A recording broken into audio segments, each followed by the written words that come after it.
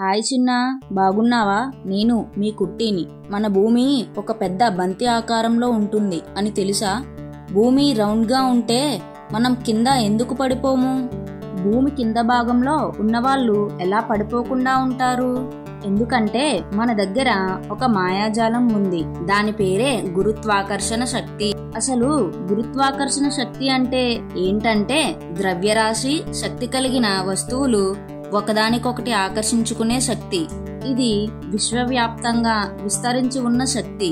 గ్రహాలు, నక్షత్రాలు, గెలాక్సీలు అన్నిటికీ కూడా గురుత్వాకర్షణ శక్తి ఉంది. భూమి మీద జీవులు, నిర్జీవ వస్తువులు నిలబడి ఉన్నాయంటే దానికి కారణం భూమి యొక్క గురుత్వాకర్షణే.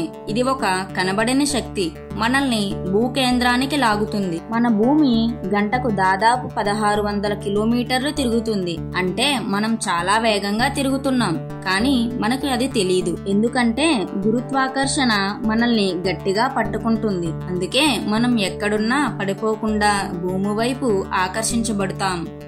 ఇలాంటి మరెన్నో విషయాల కోసం లైక్, షేర్ అండ్ సబ్స్క్రైబ్ కుట్టి టాక్స్.